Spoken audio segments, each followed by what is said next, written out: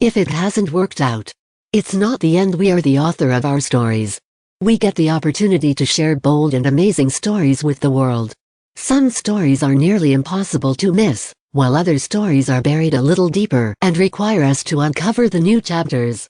The magic of stories happens when we hear from everyone, decide if they are windows or mirrors, focus on the big picture, and find a way to celebrate our stories because they are ours, and they are perfect.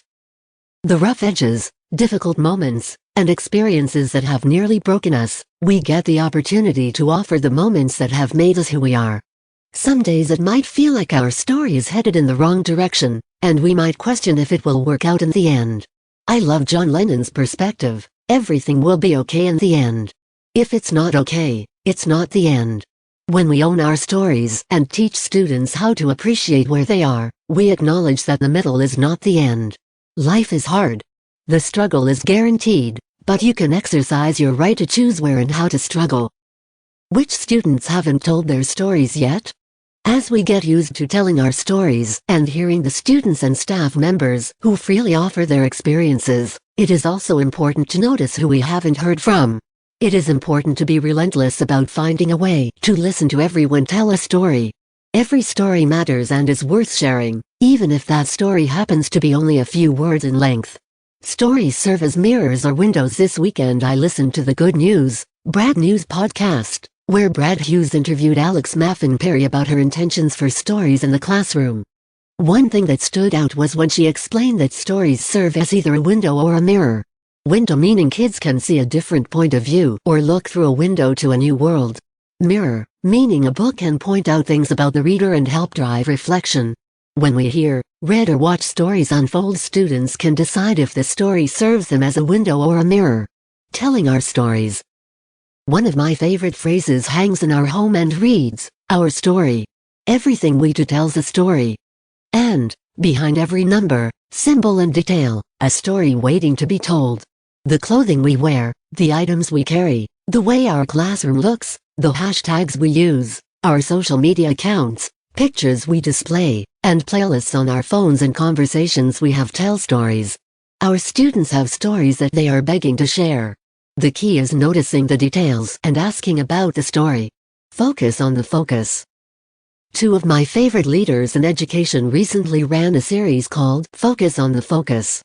Dave Schmichu and Kate Ellen Giordano from the Teach Better team discussed all things related to grades and assessments over a 5-week series.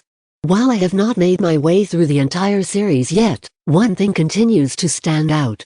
As educators, we need to ask ourselves what the purpose is, and then focus on making sure that it continues to be our priority.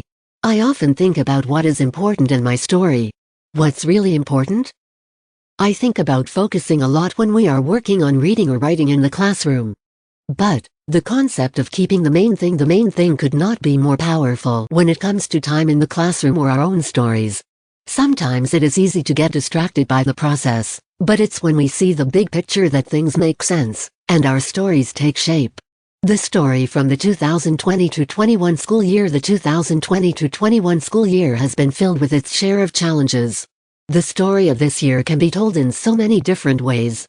We can choose to highlight the resilience, the strengths, and the perseverance that has been shown, or we can focus on the struggle, what we did not have, and the circumstances that made teaching and learning more difficult. The Power of Stories. The Staff Room podcast number 75 does a fantastic job talking about the power of stories.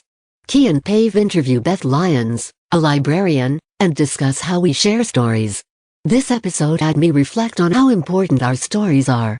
In addition to the Staff Room podcast, Tish Richmond's podcast from May 9th, Make Learning Magical, featured extraordinary educator and director Todd Nesloney, who shared not only his story but explained how he amplifies other people. His book, Stories from the Web, is now on my to-be-read list.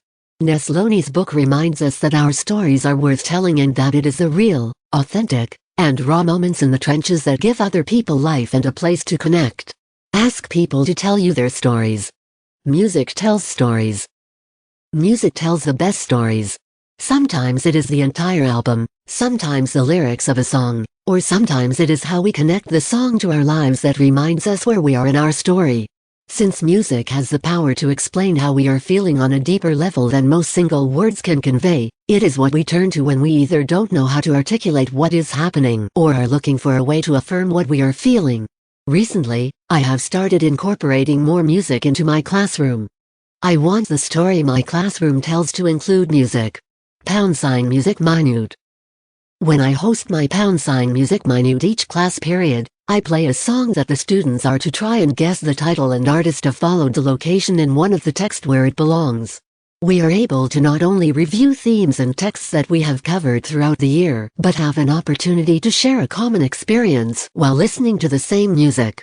The #Music Minute in my classroom reminds me of story time in the elementary classroom, or the days when families would gather around the piano, radio or record player to share a song. One of my earliest memories involves my extended family gathered around the piano singing while my grandfather played Christmas carols.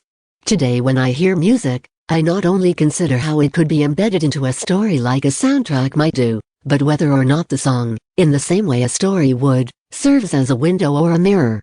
Stories shape us, serve as windows or mirrors, reminds us to focus on the focus, and give us space to embed music within our stories. As Brent Brown says, when we own our stories, we avoid being trapped as characters in stories someone else is telling. If you do not love your story right now, that means it is not the end, and there is more to come.